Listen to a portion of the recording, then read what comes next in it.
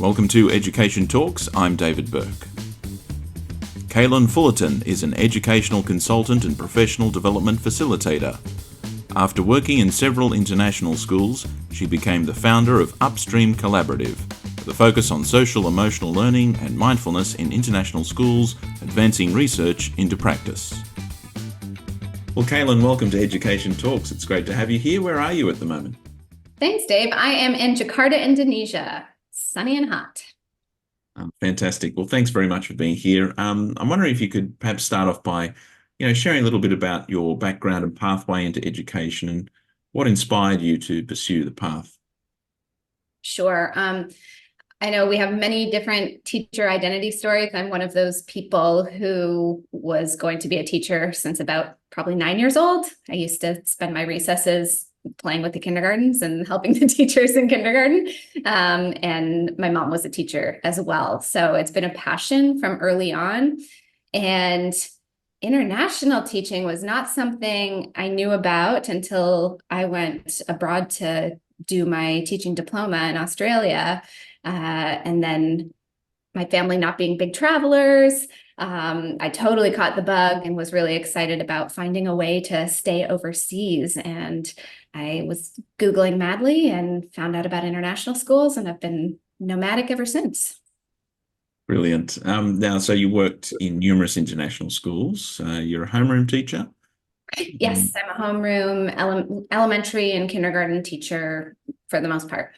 And then sort of you've focused since then on SEL and mindfulness. And I'm wondering if you could maybe share, what motivated you to explore these areas and how they interconnect in your professional life.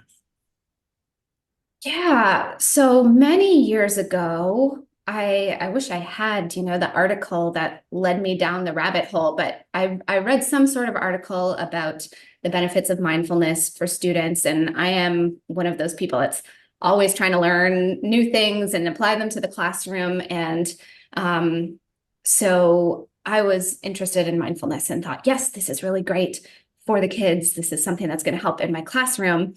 And when I stepped out and tried to find, I was living in Ukraine at the time, so there wasn't much English PD, right? So I was looking online again for things, and I found this great organization called Mindful Schools.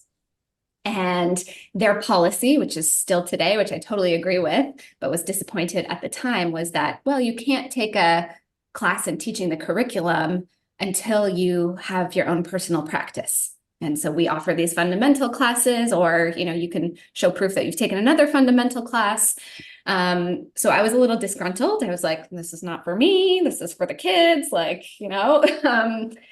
went along with it. And I'm here today because of that. And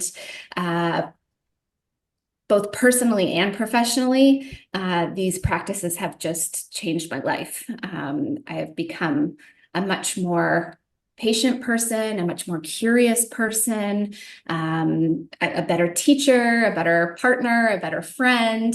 And so, as I said, mindfulness was kind of the rabbit hole for me. I did that first course, I did the teaching course, and then I just kept going and going and going.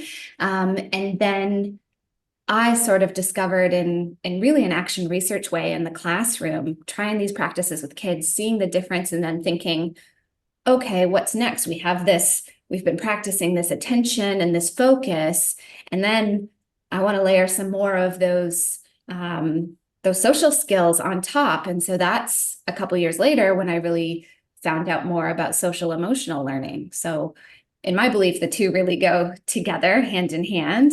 And like I said, that this whole experience has kind of driven my philosophy that the practice really starts with the adult at the center, developing their own awareness, these skills, which I don't know about you, but I was not taught as a child and youth myself. And so there was a lot of learning and growing to do.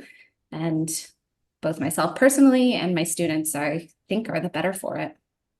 So that personal learning and growing then is sort of like the prerequisite to taking it into the classroom, you'd say. Huge, huge. I mean, you think about all of us as teachers, right? When you get in anything, right? Let's take SEL off the table, but you get a new reading curriculum or a new strategy. Like if you just pick it up that morning and try to teach it, it's going to be a really rough lesson, right? And so it seems like there's a bit of a disconnect because SEL and mindfulness can be so ethereal, right? And it's how you are, but they are direct teachable skills as well. And if we're not walking the walk, our students can feel it, right? If we're just preaching to them about empathic communication and taking a breath and regulating, but we're not able to do that ourselves, they don't believe it, right? Yeah.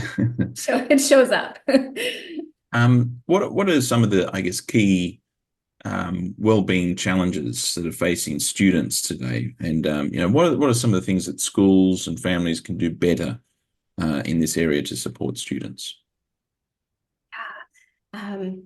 It's a really tough time right now, in terms of well-being, and I don't know if the media makes this worse, as they tend to, because we're hearing about it a lot more. What I am grateful for is that COVID, as horrid as it was, I think brought kind of the crisis mode and brought these issues to attention for all of us, and this recognition that mental health matters and well-being needs to be at the center of everything in education and in families. So you just go out there and do a quick read, like we are seeing an increasing amount of loneliness, and especially seeing this in our young boys. And I think that comes a lot with societal expectations and pressures to not necessarily express emotions. And it's a different expectation that we have from our females. But there's a lot of deep problems that our young girl adolescents are having as well. Social media, while there's a lot of joys and a lot of positives, it's bringing a lot of detrimental effects to our teenagers. And, with our young ones all the way up to our adolescents, it's been, you talk to teachers and they're like, something's going on. It's really hard to regulate coming out of the pandemic. And I think there's been this global kind of, okay, we're back to normal now, right? Like we don't have to wear masks if we don't want to. We don't have to, live inside our houses, and we're just going to walk out and it's all going to be fine. But there's a lot of anxiety, a lot of kind of pent up trauma and worry that ourselves and our children were living with for years. And it needs to be acknowledged, and those skills about how to regulate, how to recognize our emotions need to be addressed. And so, and like, may I say that this is not just the kids, this is us too, and families are really struggling. So there's if you want to look it up, if you're, nerd out on the data like I do, there's a great report that just came out by the CDC, the DASH division, talking specifically about youth mental health. And they give 6 recommendations. And those recommendations include directly teaching students about mental health, right? It includes practicing mindfulness, practicing SEL, being taught these skills. And it also includes things like therapeutic techniques and CBT. But the last one is building teacher well-being. And I would say, this wasn't part of the study because this was for schools, but I would also extend that to parent well-being.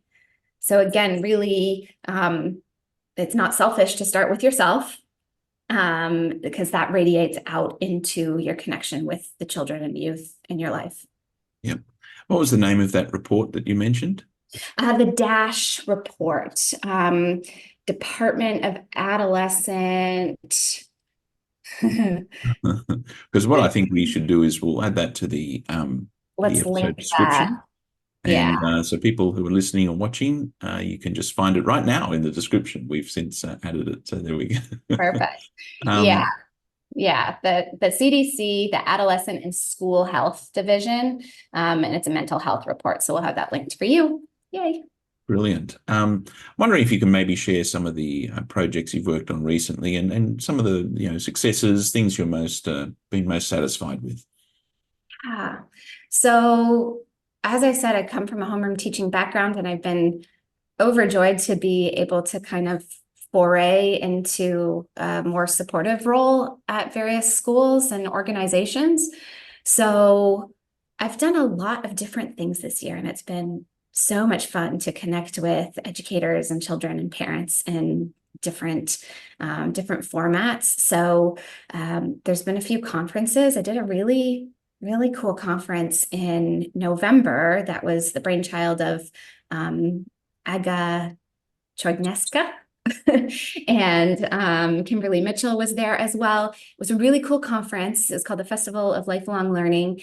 Really cool conference because it was 3 days and a different audience each day. So parents came one day, children came the next day, and then we finished off with teachers at the end. And it was the first time I'd ever had parents as like a major part of an educational experience like that. And I thought it just spoke to this kind of holistic perspective of supporting children's growth and learning. So that was cool and new, and I hope that happens again. And I've also gotten to do some work with schools directly, where schools have brought me in, and I've done either multi-day or kind of drop-in hour or half-day professional development opportunities for their teachers. And again, this is kind of a mix between personal practice and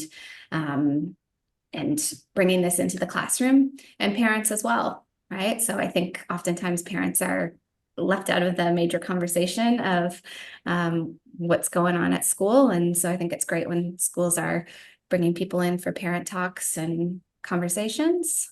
What else? I'm doing some really fun work with a school in Jakarta where I go in each week, and I'm doing mindfulness and SEL classes for their kids from grade 1 to 12. So that's wonderful just to be part of a community and to know almost all of the children across the community and really feel connected. So it's been fun. I've been really grateful to be experiencing these new opportunities and meeting educators and parents around the world. That's wonderful, and no doubt a busy schedule, but looking towards the future, what are some new projects or initiatives that you're most excited about? So, and how are you going to continue this impacting the fields of SEL and wellness? Yeah, well, you've heard me say in the in the last this time together, I really believe I love the work with children of all ages, and I would be very happy to do that 24/7. And at the same time, I really believe that starting with the adults is the heart of how to really build well-being in schools and extending out to families. So I am in the very exciting stages of my doctoral studies, actually, where I'm about a month away from defending and hopefully closing that exciting chapter of my life. And that has been some cooperative work with other international school teachers where we've been exploring personal practices in mindfulness-based SEL. And so it's been a really exciting starting point to kind of say, hey, what happens when we practice these practices and learn these skills and just pay attention to ourselves? And we've been noticing like big increases in self-compassion and developing awareness, and also this real passion to want to bring it into our school communities. And so plug for the Ed Events group that we are connecting and starting up right now in mindfulness and social emotional learning. I'm really excited about that as something that I don't know where it's going to go, but the hope is to connect with teachers who are already on the road and passionate about this work, or really curious and wanting to know, and hoping to build a community of people in the education field, teachers, TAs, support teachers, because it can, if you're not at a school that is trying to do this work systemically, it can be quite lonely to be doing something on your own and feel like you're pushing a boulder up a hill a little bit. And so trying to find those ways to connect with teachers, hopefully in a kind of grassroots, ground up way. And yeah, so I think that'll offer some opportunities for research as well. I hope to still continue that research and writing and trying to advocate for these practices. Yeah, and it's fantastic to have you on board with one of those ed events groups. And really what we're hoping for is that those groups become a space where people can, of course, engage and interact, but then also because it's in the one place, people from different groups, will discover other groups of interest. For example, another group I think just kicking off this week, the week of recording, is a group in Korea, group of teachers focused on wellness and supporting some of the initiatives inside schools in international schools in South Korea. So, of course, there's a lot of overlap there and opportunity for people to be in either group and be able to connect with each other. It's going to be really exciting. So it is great. Now, if people are interested in getting in touch with you, Kailyn, how can they go about doing that? Yeah, well, just below this video, you will find links for my socials. Reach out to me on LinkedIn or Twitter. My website, Upstream Collaborative, is linked there. And please join the Ed Events group. And I am always eager to talk to schools about, possibilities if you're interested in training. And I am interested in, if you're not interested in training and you're a teacher and you're passionate about this and you want to know where to start, do not hesitate to reach out, because I think this work is just transformative and I want to see it moving onwards and upwards in our international schools. Yes, and also in the description are links to your website. We've got links to the Ed Events listing in the solutions listing for Upstream Collaborative, and hopefully some people can learn a little bit about what you're doing and take up those offers. So, Kailyn, it's been great to catch up. Thanks so much for your time. Thanks for everything that you're doing, and looking forward to keeping in touch. Cool. Thanks, Dave. The Ed Events community is your one-stop shop for all things happening in international education. We're partnering with events organisers, solutions providers and schools so that you can discover professional opportunities by joining for free. You can also connect with colleagues in various community groups. So sign up today by visiting the Ed Events website, ed.events.